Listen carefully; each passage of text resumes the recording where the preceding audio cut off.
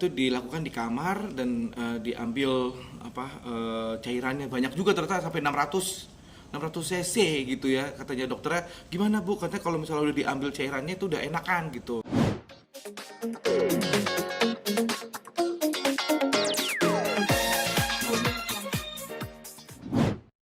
Panasnya gitu kan. Nah, pada datang saat kita ke Mayapada ini, terus kita langsung diarahkan kalau misalkan badannya panas dan ada sesak, itu gedungnya berbeda gitu. Lalu aku dulu takut, ini kan apa COVID ya gitu Dila gitu kan. Udahlah, kita dibawa ke tempat yang memang spesial ISPA gitu ya. Akhirnya kita masuk ke dalam situ Dila dengan menggunakan kursi roda gitu. Terus ya udah diterima dengan baik, kemudian diperiksa sampai akhirnya dinyatakan Dila itu di ronsen kan ya, di ronsen ada cairan di dadanya gitu. Jadi itu yang membuat sesak ternyata gitu. Terus akhirnya kita disarankan untuk opname. Jadi kita menginap itu dari hari Kamis malam sudah menginap, udah Jumat pagi ada dokter parunya itu datang gitu. Dokter parunya datang dan alhamdulillah, oh ya Dila juga udah di swab juga ya pada malam itu juga, dan hasilnya alhamdulillah negatif gitu, tidak COVID ya. Nah kemudian akhirnya dokternya datang dan dilakukan namanya efusi pleura namanya. Jadi pengambilan cairan gitu pagi-pagi itu gitu. Nah, ya fungsi namanya gitu. Diambil cairan itu di fungsi gitu ya. Terus dokternya itu pada saat diambil cairannya itu disuntik dari belakang gitu ya. Dan itu dilakukan di kamar dan diambil cairannya banyak juga, ternyata sampai 600 cc gitu ya. Katanya dokternya, gimana Bu? Katanya kalau misalnya udah diambil cairannya itu udah enakan gitu. Nah pada saat diambil Dila masih merasa sesak sebenarnya, tapi itu udah lumayan banyak sih airnya gitu kan. Terus itu cairan tersebut itu harus diperiksa, itu kenapa sebenarnya, apa yang menyebabkan ada cairan di gitu, sempat kena. Terus pas pas di Malaysia itu dia sempat kena sampai dioperasi segala gitu. Sampai dioperasi, katanya diambil parunya itu sampai dibersihkan lah istilahnya gitu dari TB-nya. Nah, terakhir tahun 2017 itu waktu kita kehilangan anak kita tuh sekitar bulan Januari akhir ya. Tahun 2017 itu karena ada TB-nya ternyata Dila. Makanya kita harus merelakan anak kita kita lahirkan kan, dan akhirnya meninggal gitu kan. Itu yang ketiga. Nah, ini yang mungkin keempat kalau misalnya sampai ini beneran TB-nya yang kambuh gitu ya, kita nggak tahu nih. Makanya cairan ini masih dalam tahap penelitian nih gitu. Kapan hasil nanti cairan diteliti keluar, Mas Indra? Mungkin dalam 2-3 hari ini nih kayaknya. Makanya mudah-mudahan sih ini bisa lebih cepat lagi biar kita ketahuan nih apa sih sebenarnya yang menyebabkan itu ada cairan di dalam parunya itu gitu. Anak-anak sendiri gimana Mas? Apakah dilarang datang dengan rumah sakit dengan kondisi yang COVID seperti ini? Betul. Atau mungkin keluarga besar tidak mengunjungi atau bagaimana? Betul. Jadi memang untuk kita membatasi keluarga siapapun untuk menjenguk sih gitu, dan memang itu dari peraturan dari rumah sakitnya untuk diminimaliskan, Minimalisir. Nah itu dia diminimalisir untuk kedatangan supaya tidak mengganggu kesehatan, dan juga mungkin entah kan kalau lagi COVID gini ya, takutnya rumah sakit itu kan kalau bisa kita hindari ya gitu kan. Sebenarnya sekarang ini paling lewat ini aja video call USG dilihat tepatnya tuh di mana sih, ditandain gitu loh ya, biar supaya itu tepat tuh, biar nanti di mana untuk bisa pengambilan cairannya gitu. Nah akhirnya Senin besok sih insya Allah ada tindakan berikutnya. Mas Jadi Lutfi, mungkin kayak untuk sakitnya sendiri sebenarnya udah berapa lama gitu, terus kayak apa aja sih yang udah dilakuin sebelumnya gitu sebelumnya sampai saat di akhirnya? rumah.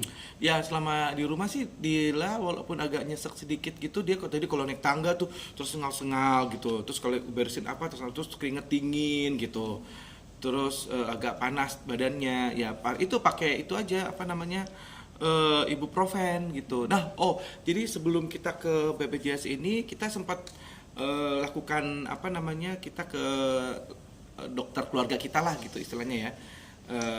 Sebelum ke sini sekitar kurang lebih 2 atau 3 hari sebelumnya gitu, sekitar tanggal 16 Agustus mungkin ya, itu kita ke klinik gitu dan diinfus Dila gitu kan, kirain membaik gitu.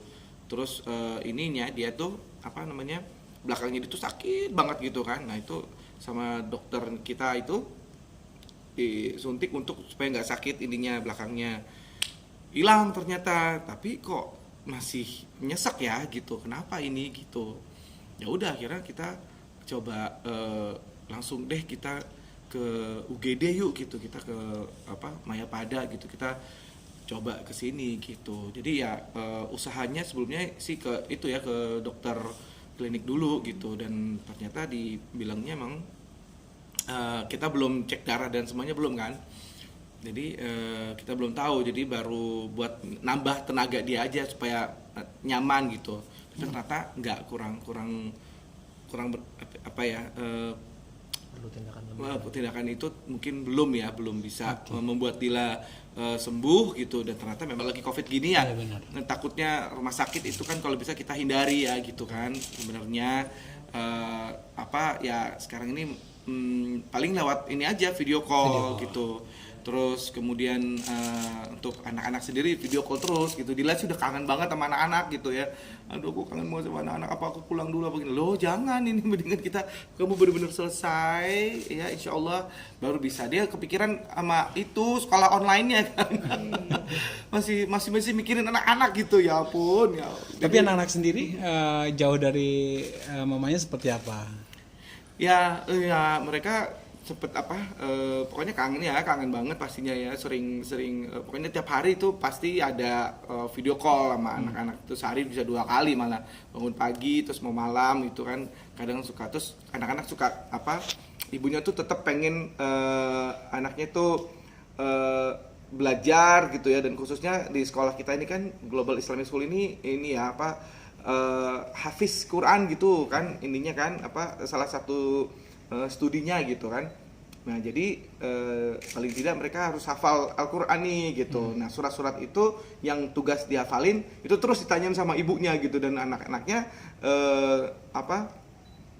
anak-anak kita ya itu pasti ngirim tuh voice note gitu, hafalan-hafalan surat apa gitu pasti dikirim. Itu yang ngirim tuh omanya, yang di rumah tuh ada omanya kan, itu dikirimin suaranya gitu. Oh ini hafalannya udah bagus gitu, alhamdulillah sih.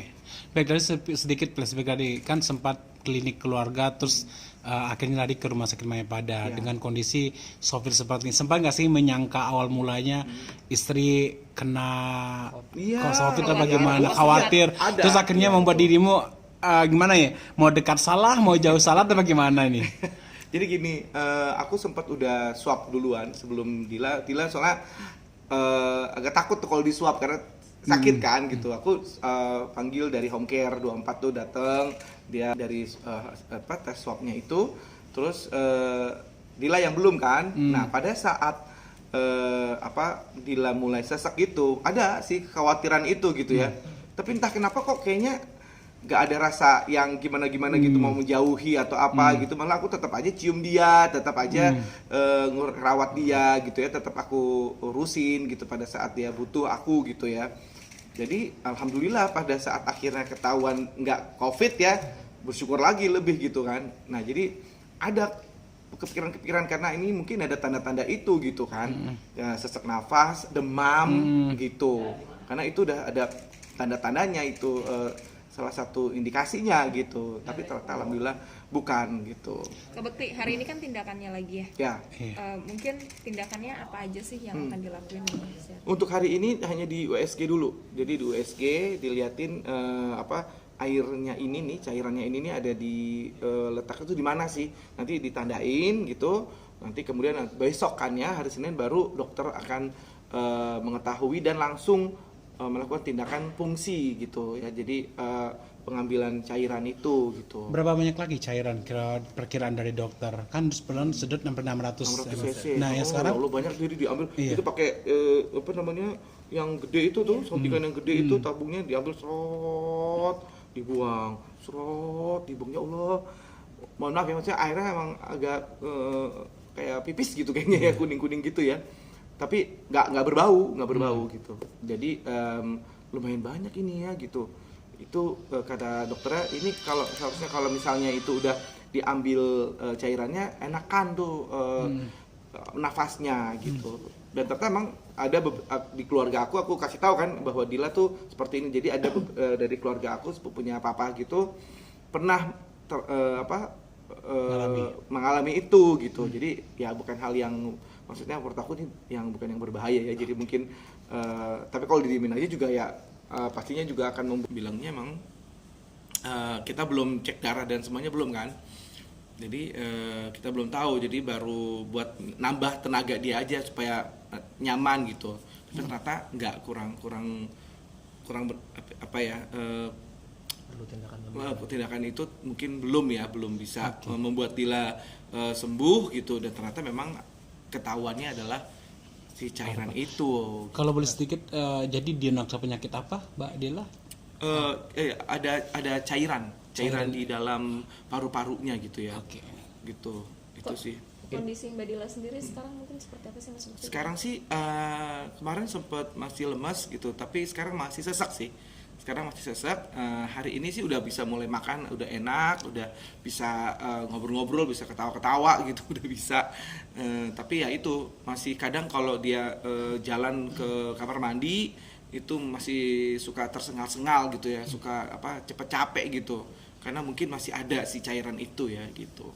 Masih ada ini pertama kali istri merasa seperti itu, sebelumnya pernah ada keluhan-keluhan lain? Kalau ada cairan ini pertama kali nih. Tapi memang sebelumnya gini, Dila itu pernah ada riwayat TBC ya, dia ada tuberkulosnya. Jadi yang pertama dulu waktu masih dia sekolah itu pernah kena gitu. Terus pas dia kuliah gitu sempat kena, terus pas pas di Malaysia itu dia sempat kena sampai dioperasi segala gitu. Sampai dioperasi, katanya diambil parunya itu sampai dibersihkan lah istilahnya gitu dari TB-nya. Nah, terakhir tahun 2017 itu waktu kita kehilangan anak kita tuh sekitar bulan Januari akhir ya. Tahun 2017 itu karena ada TB-nya ternyata Dila. Makanya kita itu dilakukan di kamar dan diambil cairannya banyak juga, ternyata sampai 600 cc gitu ya. Katanya dokternya, "Gimana, Bu?" Katanya kalau misalnya udah diambil cairannya itu udah enakan gitu. Nah, pada saat diambil Dila masih merasa sesak sebenarnya, tapi itu udah lumayan banyak sih airnya gitu kan. Terus itu cairan tersebut itu harus diperiksa. Itu kenapa sebenarnya, apa yang menyebabkan ada cairan di paru-parunya. Jadi itu di dalam paru itu, jadi di cairannya itu di dalamnya gitu ya. Beda sama paru-paru basah lah pokoknya. Ini jadi itu ada cairan di situ. Terus kemudian dari situ kita menunggu hasil nih. Jadi kalau cairan tersebut tuh harus kayak kalau mau diperiksa itu harus dikembangbiakan ini si kuman-kumannya atau bakterinya, ya nggak ngerti ya, pokoknya pengen tahu nih apa penyebabnya gitu. Itu lumayan agak butuh waktu lah gitu kan.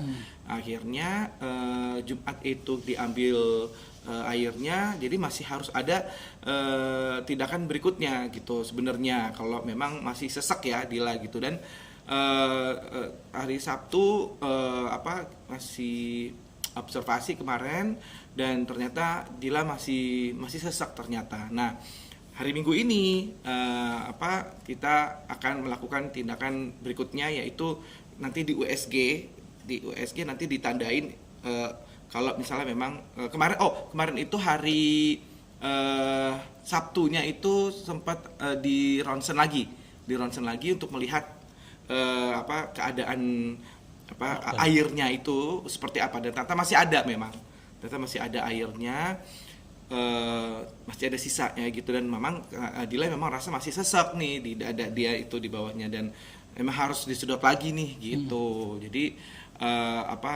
hari ini tuh akan dilakukan tindakan USG.